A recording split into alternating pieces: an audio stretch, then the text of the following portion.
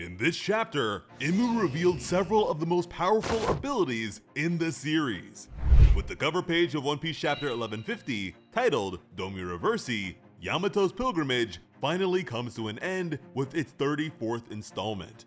Yamato has successfully returned Yasui's sword to the shrine in Hakumai with Ulti and page 1 in tow. Notably, the sun-like symbol on page 1's arm is the same one that's related to Nika. Back on Wano, although unlikely, some fans definitely wanted Ulti to join the Straw Hats. And in a roundabout way, she has. A stampede of concerned parents were relieved to see that the hostage children were still alright. Colin cried out to the man he recognized from the bar. He said that his father had been pushed into the realm of the dead. The other kids cried out for their parents and warned that the perpetrator was still nearby. As behind, black lightning rippled. The giants were disturbed to see the woman floating in midair, but they ignored that for the sake of saving the scared children. But the man stopped with a grave grimace before he could help. Suddenly, he was rolling and writhing in agony. Everyone was confused, but Imu's gaze was knowing. Imu disapproved of such a rowdy and unkempt situation with an outpour of Conqueror's haki. The parents and children were immediately rendered unconscious. The expanse of power was far-reaching, as we could see the castle in the distance. On their way there, some of the giant warrior pirates collapsed as well. Even some of the villagers near Elder Ja Rule began to fall, and the Elder's eyes were stern. Somehow, you could tell that things just got a lot worse. And oh man, do you understand how absurdly powerful Imu's Conqueror's haki must be? The scale of this island is beyond absurd. Spreading that far out is unreal, and I wonder if any of this can be detected from the realm of the dead. Next, the world ruler had a pitchfork in hand and began summoning something from a pentagram. Projectiles were shot at the approaching giants. Explosions and screams accompanied the original Devil's proclamation that rebellion would not be allowed. Imu questioned if this was the full extent of what St. Keelingham's dream demons were capable of, clearly dissatisfied with the efficacy of one of the most capable devil fruits we have ever seen that has literally been a nightmare for the giants of Elbaf. The mythical dragon assured the one above that he's been keeping several nightmare fissures open. He explained that the monsters stem from the nightmares of the island. As dreamborn creatures, they have no concept of death. On top of that, they can be revived at will. So that's yet another aspect of this far-encompassing devil fruit. Imu commanded Saint Summers to guide the giant children. The humble servant was quick to agree. The Straw Hats were shocked to see that the Celestial was still alive. Jinbei confirmed that the person in the sky was the same woman who defeated them earlier. But right now, she was like a totally different person. Then, arguably the smartest member of the crew finally asked where Luffy and the others were. Nami recounted and considered where Luffy, Zoro, and Sanji got off to. Brook chimed in that they were with Harudin and his crew in the realm of the dead at the worst time possible, and Usopp was very frustrated by their absence, while Robin was frustrated by her bindings, much to Jinbei's fright. Despite the pain, staying still and doing nothing was far more painful as she watched the Owl Library go up in flames. Imu stressed the necessity of establishing appropriate leadership here. Saint Summers agreed with his liege. It was improper for a country to lack a king. He was still healing and in pain from Gabon's attacks. Imu actually recognized the blue and red ogres of Elbaf, Dory and Brogy. The devil commanded them to seize control of Elbaf and reign as its kings. Brogy was enraged by the sight of the perpetrator. He clenched his fist around the insidious invader like a toy, blaming the knight for all this suffering and chaos. With the villain in hand, Brogy told the others to go on ahead. They obliged, but Dory warned his friend to be careful. Brogy was sure that he and the others would be able to rescue the kids. And now he demanded to know how many other knights were on the island. Utterly unfazed, Imu summoned a tome and told Brogy to claim Elder Ja Rule's head as a trophy. The book sprawled open, exuding a strange power. Brogy was told to proclaim to the giants of Elbaf that he and Dory are now its kings. Something began to emerge from the book. Brogy shouted at the invader to mind their business and stop deciding their futures for them. From the book came a saber and a huge gun. Imu clutched the blade, stabbed down, and raised the gun. The great Imu would not stand for this task to be left unfulfilled. The devil blew Brogy's hand off. Imu insisted that their power be accepted, and this seemed to be a sacrificial gesture. One of the pirates cried out in horror at the sight. For this to have happened to someone as strong as Brogy was inconceivable. Now they were even angrier. Imu explains to the giant that he would be discarding his lifespan in exchange for an undying body. Under Mu's dominion, he would possess power that far exceeds his current state. He would be unshackled from logic and common sense. A bit familiar. By becoming a demon, the giant pirate would become the pinnacle of existence. The demonic contract was now locked in. A rune-lined pentagram appeared beneath Brogy's feet. His companions had a bad feeling. Suddenly, Brogy was sinking down into the depths of hell. Once he was halfway there, Imu's hand halted and flipped. This is Domi Reversi, an unconsensual deal with the devil.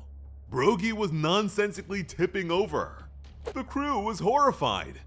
Brogy could only plead for the madness to end while being plunged into the abyss. Now in his place, there was something else. It rose to its feet amidst the hellish flames. Kashi freaked out when he saw the glowing eyes and protruding fangs of his captain. The men were aghast to see that he actually turned into a demon. Now, their captain was a giant among giants. He also has wings, wields a mighty axe, and his severed arm was already functional while still being in the process of recovery.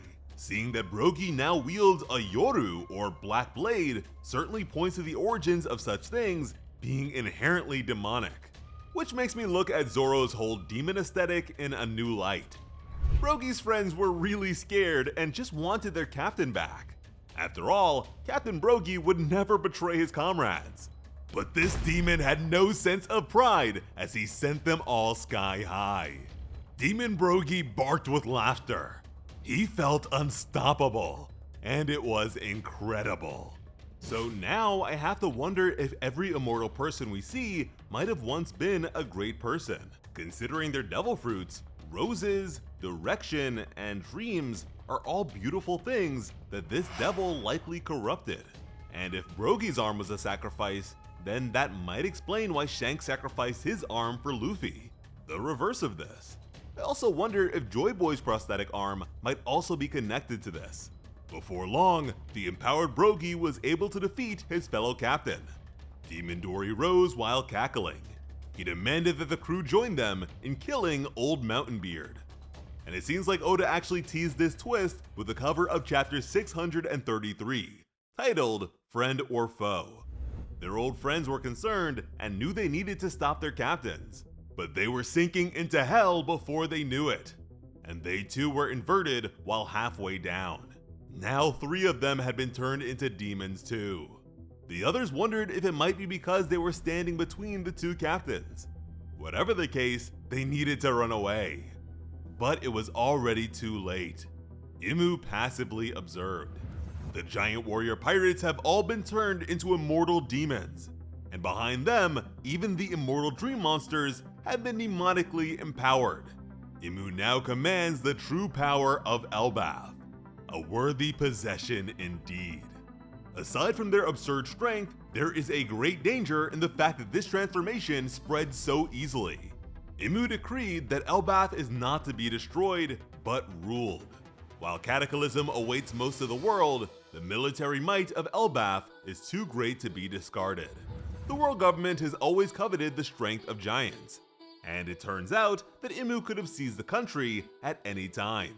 Summers and Killingham didn't look too happy to be in the presence of their ruler. Even so, Imu intended to observe the demon giants and see how they might serve in the approaching war. In the village, as the figures made their approach, the villagers urged the elder to flee. But that is not included in the vocabulary of a true warrior, which is oh so cold. Elder Ja Rule might be a silly old grandpa with a sword in his head, but he is a legend for a reason. Dory and Brogy are to him what they are to Harudin. Ja Rule and Jorul were the captains of the giant warrior pirates before them. It might be easy to dismiss them since Big Mom killed Jorul as a kid, but that's freak of nature Big Mom. Not to mention the fact that by then, he was already well past his prime. I just hope the old man can give us some cool moments. This is not Warland's first encounter with demons. It seems like the ancient giants may have also suffered from this demonic possession, which explains the old blood giants having natural horns and in some cases, long tusks. And again, with how fast this spreads, it seems like Nika's whole liberation thing runs that much deeper. With so many enemies and so few allies, there's still plenty of time for the Straw Hats to redeem themselves and become legends on Elbaf. And in a way, Imu isn't wrong. Elbaf does need leadership. We still need to learn more about how King Harold managed to screw the Knights over before his death, along with Loki's perspective and his brother's acceptance. Even if they can be stopped, Dory and Brogy are under the enemy's control, which I doubt will be broken anytime soon. I don't really expect Loki to join the Straw Hats directly.